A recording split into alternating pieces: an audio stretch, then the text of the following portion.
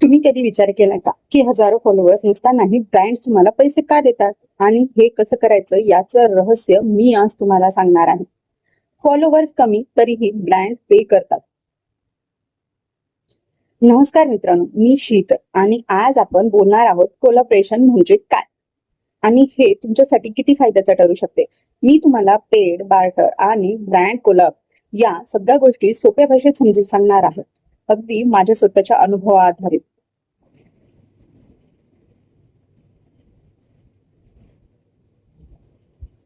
Collaboration म्हणजे काय, तर सोप्या भाषेत सांगायचं असेल तर कोलॅबोरेशन म्हणजे एकत्र येऊन काम करणं. पण सोशल मीडियावर याचा अर्थ जरा वेगळा आहे. इथे दोन किंवा अधिक व्यक्ती, ब्रँड्स किंवा कंपन्या एकत्र येतात, एकमेकांना मदत करतात आणि दोघांनाही फायदा होतो. हे फक्त पार्टनरशिप सारखं आहे, पण थोडं फ्लेक्सिबल आहे. तुम्ही विचार करत असाल माझ्याकडे तर हजारो फॉलोअर्स नाहीयेत, मग मला कोण विचारणार. पण इथे खरी गंमत काय आहे माहितीये का, आजकाल अनेक ब्रँड्स फक्त फॉलोअर्सची संख्या नाही तर तुमचा कंटेंट किती चांगला आहे, तुमचा ऑडियन्स किती एंगेज्ड आहे आणि तुमच्या प्रोडक्टला किती चांगल्या प्रकारे प्रेझेंट करू शकतात हे बघतात. कोलॅबोरेशन जेव्हा पैशाची गोष्ट येते, आता बघूया आपण पेड कोलॅबोरेशन बद्दल. हा सर्वात कॉमन प्रकार आहे. यात ब्रँड तुम्हाला त्यांचे प्रोडक्ट्स किंवा सेवेबद्दल पोस्ट करण्यासाठी थेट पैसे देतो. म्हणजेच तुम्ही त्यांची जाहिरात करता आणि तुम्हाला त्या बदल्यात मानधन मिळतं. माझ्या सुरुवातीच्या काळात मला एका लोकल कॉफी शॉप ऑफर आली होती. त्यांनी मला त्यांच्या मेनू बद्दल पोस्ट करायला सांगितलं होतं आणि त्या बदल्यात 2000 दिले. त्यामुळे माझ्यासाठी ही खूप मोठी रक्कम होती. पण इथे लक्षात घेण्यासारखी एक गोष्ट आहे, पेड कोलॅबोरेशन मध्ये तुम्हाला ब्रँडच्या अपेक्षा पूर्ण कराव्या लागतात.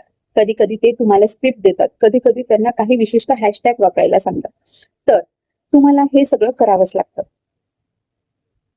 आता काय, बार्टर कोलॅबोरेशन म्हणजेच काय, तर वस्तू किंवा सेवेच्या बदल्यात सेवा करून देणं.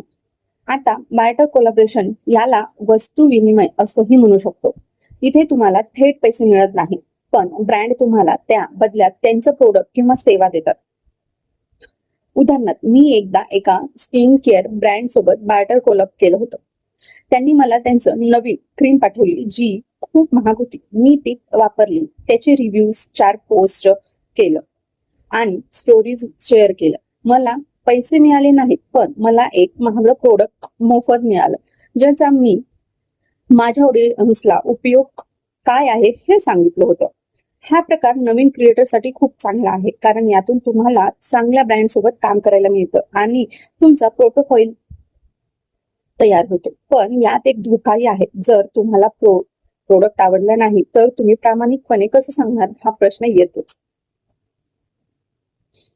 आता ब्रँड कोलॅबोरेशन म्हणजे काय, तर एक मोठा शब्द. यात पेड आणि बार्टर दोन्ही येतात. पण एखादा जेव्हा लोक ब्रँड कोलॅब म्हणतात तेव्हा त्याच रोख पेड कोलॅब वर जास्त असतो, कारण यात ब्रँड तुमच्यासोबत एक दीर्घकालीन संबंध निर्माण इच्छितो. माझ्या एका मित्राचं उदाहरण देतो. तो एका फिटनेस ऍप सोबत काम करत होता. त्याने सुरुवातीला बार्टर कोलॅब केलं, मग हळूहळू त्याने विश्वासार्हता वाढवली आणि आता तो ऍपचं ब्रँड अँबॅसेडर आहे. त्याला दर महिन्याला ठराविक रक्कम मिळते आणि तो त्या ऍपचे प्रमोशन करतो. हेच आहे एका चांगल्या ब्रँड कोलॅबोरेशनचं उदाहरण. यामध्ये ब्रँड तुमच्यासाठी फक्त पोस्टिंग अपेक्षा करत नाहीत, तर तुमच्या कंटेंटमध्ये त्यांच्या ब्रँडची व्हॅल्यू दिसावी अशी त्यांची अपेक्षा असते. तुमचं ऑडियन्स त्यांच्या प्रोडक्ट्सना कनेक्ट झालं पाहिजे. ठीक आहे, हे सगळं छान आहे, पण मला हे मिळवायचं कसं हा प्रश्न पडला असेल ना. सर्वात पहिलं म्हणजे महत्वाचं काय आहे, तुमचा कंटेंट तो युनिक, दर्जेदार किंवा तुमच्या ऑडियन्ससाठी उपयुक्त असावा. लोक तुम्हाला फॉलो का करतील, तुमच्याकडून काय शिकतील हे स्पष्ट ठेव. दुसरं म्हणजे तुमचं नीच. नीच म्हणजे काय, तर तुम्ही जे काम करताय त्याचं एक ठराविक गोष्ट. उदाहरणार्थ, कॉमेडी करणं किंवा एज्युकेशन बद्दल माहिती देणं ही तुमची ओळख ठरू शकते. तुम्ही फॅशन डिझायनिंग किंवा तुम्ही स्वयंपाक काय करताय, तुम्हाला आवड कशात आहे, या एका गोष्टीवर तुम्ही तो टॉपिक निवडू शकता आणि त्या टॉपिकवर तुमचं एक चॅनल किंवा आयडी ओपन करू शकता. जेव्हा तुम्ही एका विशिष्ट विषयात एक्सपर्ट बनता तेव्हा ब्रँड्सना तुम्हाला संपर्क करणं सोपं जातं.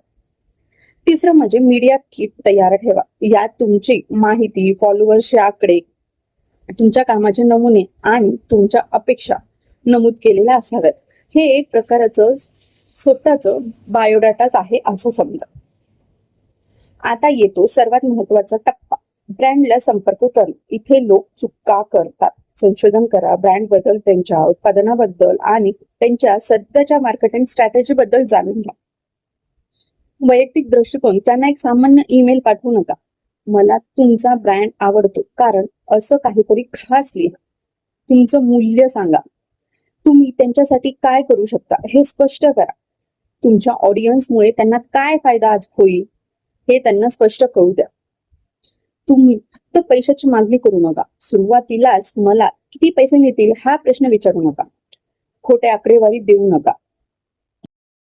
बद्दल किंवा एंगेजमेंट बद्दल कोणतीही गोष्ट खोटी बोलू नका. सतत फॉलोअप करू नका. एका मर्यादेनंतर त्यांना त्रास देऊ नका. मला आठवतंय, एका ब्रँडने मला विचारलं होतं की मी त्यांच्या प्रोडक्ट बद्दल काय कंटेंट बनवू शकेल. मी त्यांना 4-5 वेळा वेगवेगळ्या कल्पना दिल्या, ज्यात मी त्यांचं प्रोडक्ट माझ्या रोजच्या वापरात कसं दाखवू शकेन हे सांगितलं होतं. त्यांना हे खूप आवडलं आणि त्यांनी लगेच होकार दिला. जेव्हा ब्रँड तुम्हाला होकार देतो तेव्हा वाटाघाटे आणि करार खूप महत्वाचे असतात. तुम्ही किंमत ठरवा. तुमच्या फॉलोअर्सची संख्या, एंगेजमेंट रेट, कंटेंटचा प्रकार आणि ब्रँडचा आकार यावर तुमची किंमत अवलंबून असते. जर तुम्हाला खात्री नसेल तर इतर क्रिएटर्सना विचारा आणि ऑनलाईन सर्च करू शकता. करार काळजीपूर्वक वाचा. पेमेंट अटी, तुम्ही काय देणार आहात, कसे पैसे मिळतील, कॉपीराईट आणि वापराचे अधिकार यासारख्या गोष्टी स्पष्ट असाव्यात. देयकांची वेळ, पेमेंट कधी मिळणार हे नक्की करा. काही ब्रँड्स काम पूर्ण झाल्यावर लगेच देतात, तर काही 30-60 दिवसांनी देतात. मला एकदा एका मोठ्या ब्रँडने उशिरा पेमेंट केलं होतं. तेव्हापासून मी करारात पेमेंट टर्म्स नेहमी स्पष्ट करून देते. सहयोग म्हणजे कोलॅबोरेशन फक्त एका पोस्ट पुरता मर्यादित नसावा. ब्रँड्सना असे क्रिएटर्स आवडतात जे दीर्घकाळ टिकतात.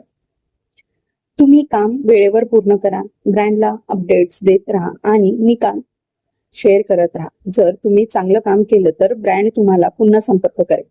इतकंच नाही तर ते तुम्हाला इतर ब्रँड्सनाही रेफर सुद्धा करू शकतात. हाच माझा सर्वात मोठा अनुभव आहे. मी काही ब्रँड सोबत इतकं चांगलं काम केलं की माझं ते मित्र बनले आहेत आणि आम्ही एकत्र नवीन प्रोजेक्टवरही काम करतो. तर मित्रांनो, कसं वाटलं? कोलॅबोरेशन हा तुमच्यासाठी खूप मोठा संधीचा मार्ग ठरू शकतो.